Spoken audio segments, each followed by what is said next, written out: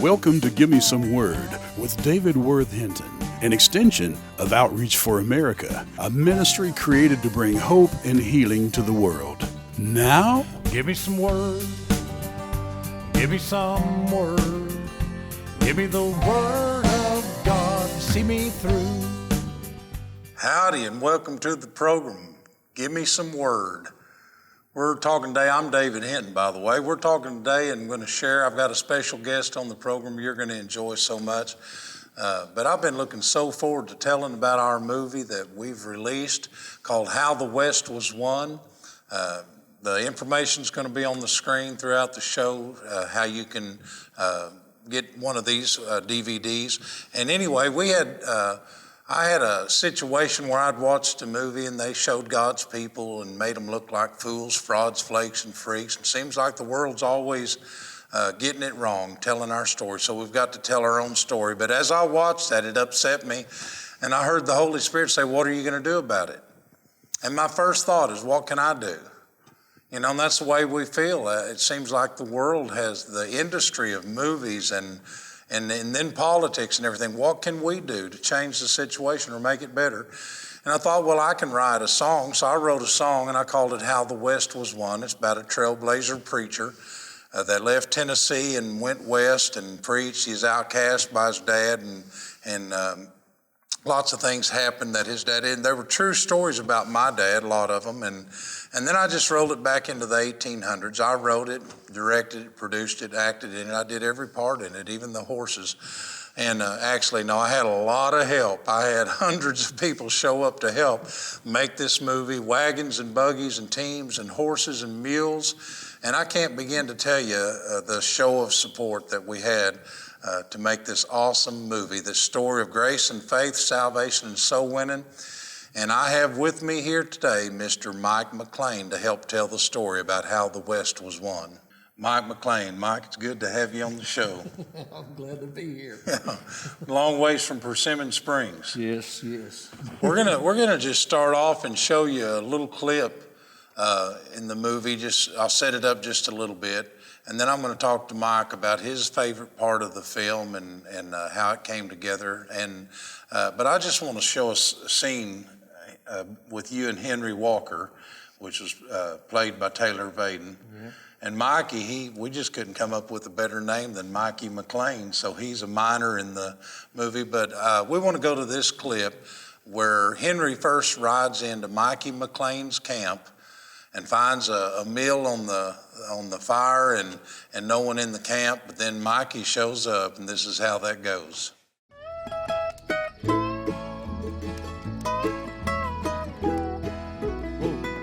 Whoa. Hey, anybody here? Anybody here?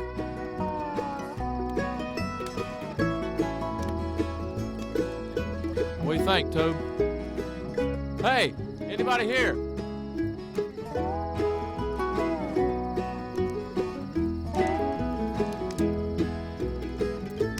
Hey, anybody here?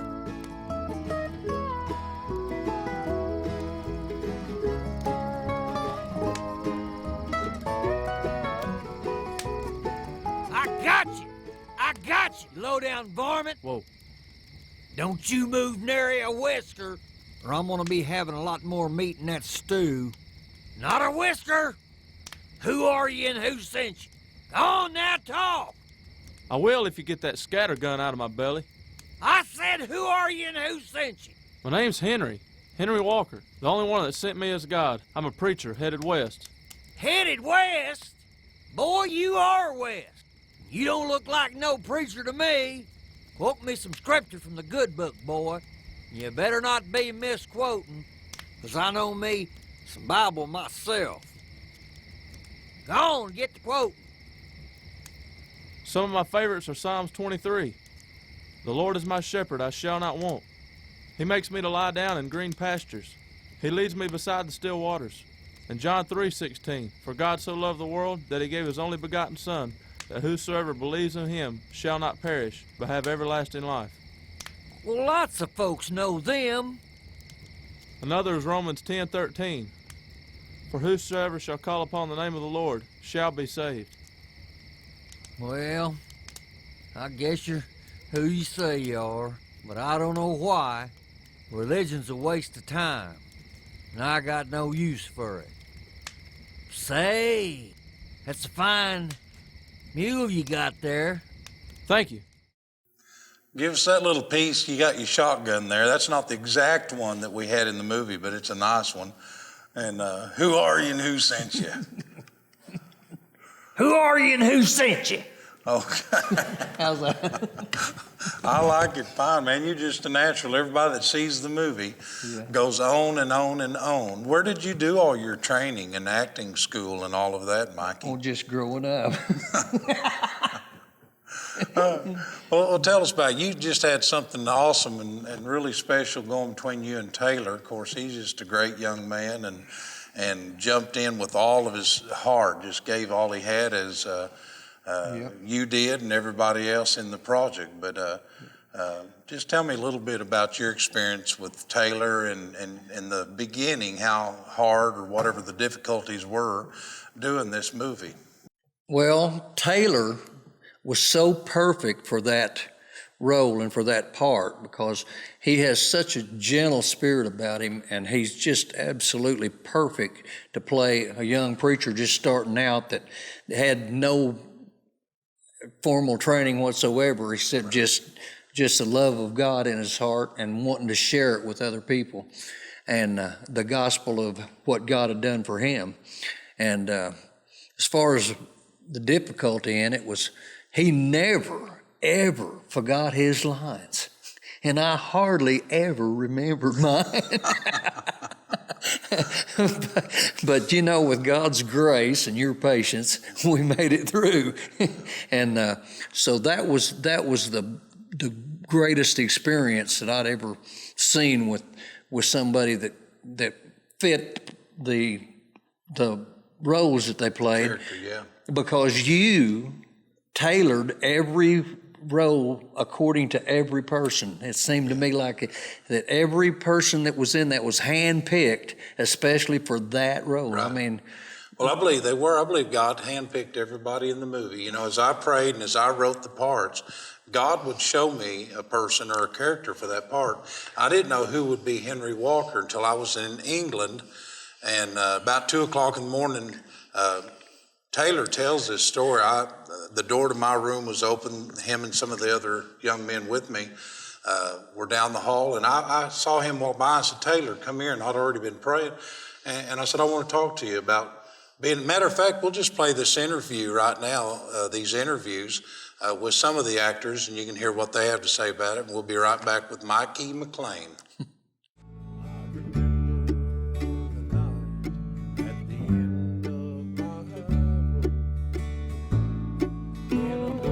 I became involved back in May when David asked me to be a part. We were together in England, and one night about 2 o'clock in the morning, he pulled me in his room and said, "I'm going to start shooting a movie." And he was telling me about this incredible vision that he had for this movie, and he told me that he wanted me to be in the movie. And we know that David is a soul winner. And he said it would win souls. And I said, "Amen." And I just get excited in my spirit. I just get excited for what God is doing and what he wants to do through this movie. And there wasn't any way I couldn't help but come and be a part of it. And then something hit me, and it hit me right in the heart, and I saw something that was really, really special here. And he asked me if I'd be this character in the movie, and I said, well, I'll give it all I got. I think the story as it goes really portrays real life and how people really came through the West and what really happened there. I think that the title "How the West is Won" is great, but it's to me it's how the West was really won. I knew I'd met some true Christians throughout my whole life, and people with grit, and people that wouldn't back up at anything. And so I wrote the song "How the West Was Won," and then things about my dad, and he preached for 69 years, an old trailblazer preacher. And it started rolling together. As I wrote the song, I wrote it in just maybe 10 or 15 minutes. And I saw this whole ideal of a movie, and I thought, wouldn't that be wonderful if somebody someday would make a movie out of this song? The whole walk that Henry Walker has, and each walk is different. Forrest Parker has his own walk, and Mikey McClain has his own walk, and how they all bond together and make relationships that'll last forever is the cool part about it, and what God does through those relationships throughout the movie. One person can really affect an entire town, whether it be a small town or whether it be a large town. I believe it would be an inspirational story to just give people hope that doing their part can change people's lives. I love those interviews, and you can't resist on and off camera goofing off a little bit. There's a lot of fun. What was your favorite part about doing the movie, the acting and all that? Well, when Henry first come up and I confronted him with my gun, and I guess the next part would be where Randy Parker and Bobby Sutton come up on me while I was panning, and they confronted me, and I kind of confronted back a little bit. Yeah, there's quite a bit of attitude coming from an old miner. Yeah. You're not guilty of that or something. You acted that part really well. We talked about remembering lines was sometimes a struggle and different things, but you pulled attitude off real good when you were dealing with these two young men, full of energy and cocky and a little bit on the edge of just smart alecks, especially Randy, and angry, lots of problems inside. Again, this whole movie is just full of grace and faith, salvation, and soul winning, and that's one of my favorite things overall about the movie. But some of my favorite scenes, one of them is Mikey McClain in the creek. And I asked everybody that I could, we interviewed everybody that we could that was part of the movie about their favorite character, and your name came up several times. I didn't want to tell you that. I mean, you already have a big head. Yeah. I'm wearing your hat. But it wasn't always. What was interesting is some people actually said Forrest Parker, which was the bad guy in the movie. Yeah. Wealthy and really full of himself, thinks he's got a handle on everything because of his money. Yeah. But I had some say because they love to see the transformation. And if you watch hard, you can see that there's probably things in his background that hurts. But God deals with every issue in life. You know what? There's not anybody on the face of this earth that God is not interested in. Boy, and I believe this movie brings it out. The interview you saw there with our friend over in Sapulpa, Pastor Ronnie Hardage. Yeah. Right. He'll get me for forgetting his name. But he said, I believe this is just a film that would just touch anybody that would watch it. And it does require watching. It's not full of special effects. I mean, look at me and Mike. What do you need special effects for? You got this. And but it was special enough. Just the presence of God showed up. The miracles that took place making this movie. Let me share one, because this is one of my favorite stories. I came in from England just a couple of weeks before we were going to start shooting. Now, the first day we shot, it was 118 degrees in the shade. I mean, it was burning hot, all of us. And I'm going to tell something very special about Mikey McClain here in a minute. Everything about Mikey's special. That's, I guess, what that But I came in from England, and I slept for about 3 hours.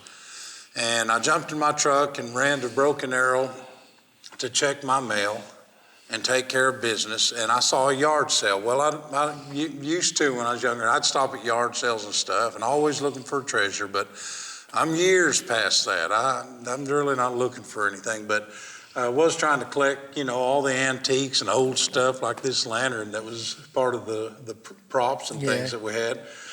And so I stopped at this yard sale, and I was thinking to myself, what a waste of time. What am I doing here? I've got too much to do, but I needed a whiskey still. Preachers, if you want to touch the heart of your partners, send a letter out and tell them the saloon's almost finished and you've just purchased a really nice whiskey still. I mean, let them know what you're doing with their finances. But, which is another thing, God just provided daily, didn't he, Mike? Yep. Everything that was needed. Well, this guy came over at the garage sale and he said, can I help you? And I said, well, maybe. Now, me and my son had surfed on eBay and we found a whiskey still for $3,800, just what I wanted. But I want to tell you, you've heard of a low-budget movie? This was a no-budget movie. I mean, we were raking change, collecting the parts and things we needed, and cameras and just all the equipment, everything that was needed to do it with. But we went into it with absolute faith that we knew I knew I had a word from God that I was to do this, and I couldn't imagine it. But see, if I'd known anything, I probably wouldn't have done it. If I'd known what all it was going to take, but we just jumped in with raw faith, and I'll tell you, it's been around the world. It's played in many other nations and in theaters in different areas in the United States and auditoriums and church. It's just been a blast showing this, and in jails. You've been showing it in jail. I've been showing it now. And we've been showing it in prisons. It's playing. You know what? You've heard it'll be showing in a theater in your area. Well, our movie's showing in a prison in your area, so watch for it. And so anyway, me and my son decided when we found this $3,800 whiskey still, we decided we'll just build something. We don't have money to put toward that. And so we can weld a little and fabricate, and Mike certainly can. I figured we could come up with a whiskey still. Well, I didn't have time. I was 2 weeks from shooting, and one of the first scenes was the whiskey still scene. And this guy said, can I help you at this garage? And I said, well, maybe. I said, I'm looking for some old tanks and things. I said, I need to build a movie prop. And he said, what are you building? I said, a whiskey still. And he looked at me so funny. He said, well, I don't have any tanks or anything. He said, but I've got a whiskey still. And he said, I wouldn't sell it for any amount of money, but I want to show it to you. And so he takes me back in his treasure room in the back of his shop. We all have those. Yeah. And this whiskey still was awesome, man. It was the most perfect copper. You saw it. Whiskey still, old timey. And I mean, you could have used this. We thought about using it for a fundraiser, to be honest. Sell a little moonshine, but, with a little conviction kept us from that. And I stand there, and he must have said a dozen times, I would not sell this whiskey still for any amount of money. And I walked back out of there and I thought, now, God, you didn't bring me in from England 2 weeks before this shooting, and, and to dangle and have me stop here. I never stop at these, but I felt like I was supposed to stop. You would not do that. What's going on here? And the guy, I saw him pacing a little bit in front of his garage. He walked over in a few minutes. He said, listen, he said, if you want that whiskey still, he said, I'll sell it to you for $500. And I said, I think I'll just take it. Now, what I'd done in England and what I do most of the year is outreach in the prisons, in the public schools, reservations, rodeos, and you name it. You're with me a lot, Mike. You know what we do. Yep. Nursing homes, front yard pickings, backyard barbecues, and if you'll feed us, we'll come. And if we can share the gospel, we'll show up. And so anyway, I told the guy, I'll take it. And I loaded this great big, and I had in every account and in my pocket, I had about $1,250 to my name. So I certainly couldn't afford a $500 whiskey still. But I bought it, and he had about a 6-foot safe, and he wanted $500 for that. And I thought, I'm not buying that. And it was made before the turn of the century, and it was in the right era that I could use it. But I just thought, I can't do that. And I started to leave, and I felt like I was making a horrible mistake. And so I turned around, and I told him, I said, I'll take the safe too. And I loaded the safe up and drove away and, put a bite in what little bit I had. Didn't have enough to do anything with hardly anyway. But you know what? I got home. I got a safe cracker to come and open that safe. When we opened it, old antique rifles and swords and knives, a knife collection, just fell out of that. As soon as the door opened, that one great big old-timey rifle fell out and some shotguns. And then there was another safe, and it had a coin collection from starting back in the 1800s all the way through to the 70s, just a beautiful coin collection. And of course, everything, one item in it was worth way more. We had an old German sword that was in there appraised, and it appraised in the condition it was in for over $700. So just a couple of items covered the whole cost of both of those things. And you know, right then, there's a line that I think Mikey McClain says in the movie, you can tell me, but I believe Henry shared with you that God knows where all the hidden treasure of the earth is, all the hidden gold and treasures. And he shared that, and then you shared it back with him later. He said, you're the one that told me that God knows where all the hidden treasure is in the world. And so, you know what? God made a way. He provided for this movie. We want you to see it. We want you to enjoy it. And we're going to show more clips just every little bit. But Steve's going to tell you right now, my good friend Steve McClain was on the street the night, in the week especially. Maybe not the first night, but I know he was on the streets that week. That's when I met him in Nashville, Tennessee, when I gave my heart to Jesus. And Steve McClain is going to tell you about this movie and how to get it and how to order it and how to partner with us and be a part of this great outreach ministry called Outreach for America. Some stories tell how the West was won by brave, fearless lawmen. Others by treaties and governments. From Holywood Productions comes a story unlike any other. Shut up and get to work. I'll deal with Henry Walker in the morning. I'll give him some religion. He ain't likely to ever forget. While others trusted luck or played it safe, Henry Walker left home, beginning the greatest adventure of his life. He set out on a journey that would require much courage to complete, a journey of faith in a place where sin did abound. Let's play. If I can't run that preacher off, I'll buy him off. Grace did much more abound. You've got a decision to make today. Live or die. The wages of sin is death.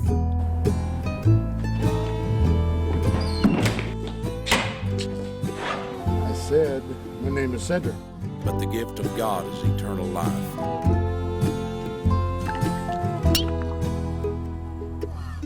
The West was won, not by might. I am the richest, most powerful man in town. Not by power. You're nothing. But by faith. I'm the richest man in town because of my faith in Jesus Christ.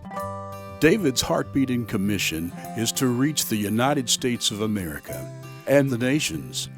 We can only do that with the help of our partners. If this program has touched your heart, please consider becoming a partner with Outreach for America. For your monthly support, David would like to offer you his movie entitled How the West Was Won. So join with us today by calling 1-800-683-4679.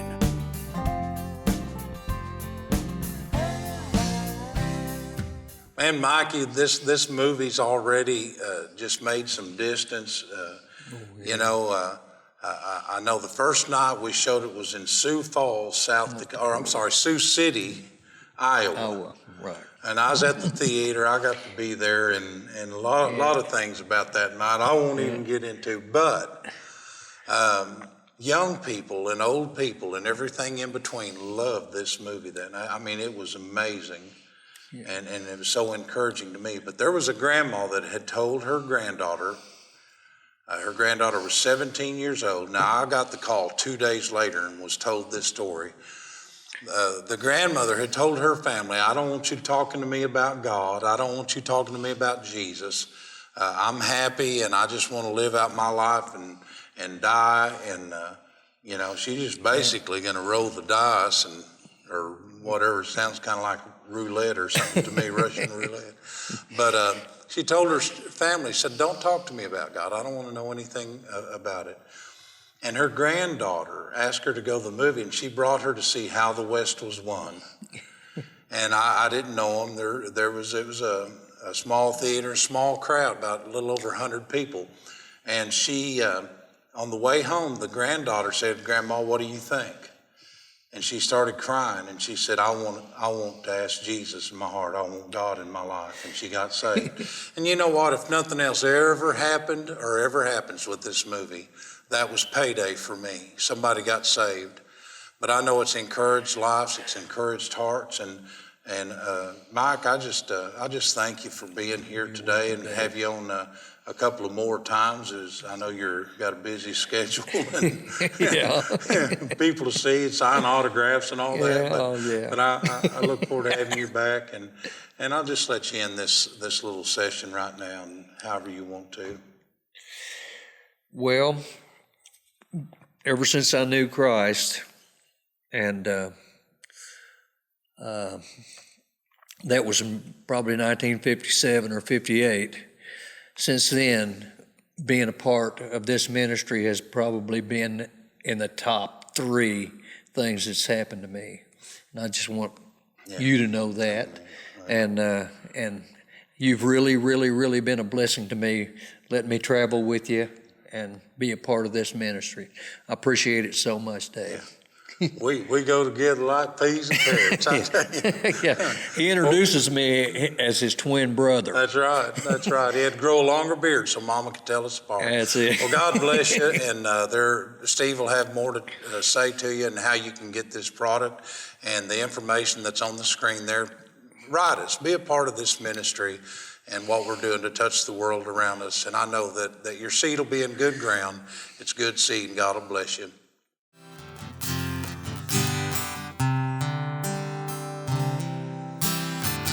Fourth Street and Broadway, standing in her doorway, ready for another night of blues, thinking there's no way I'm ever gonna find my way back home, Lord. It looked like I was born to lose, but on 4th Street and Broadway, I met you.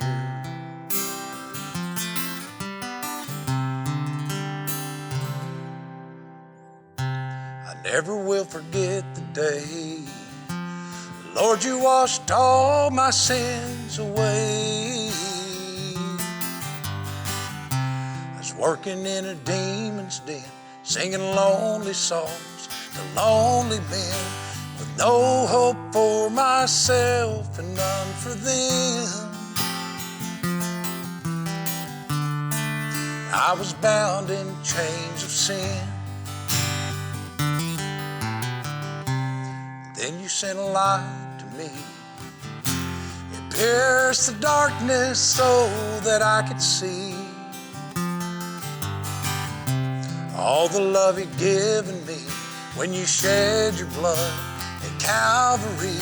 You opened up the gates of hell for me.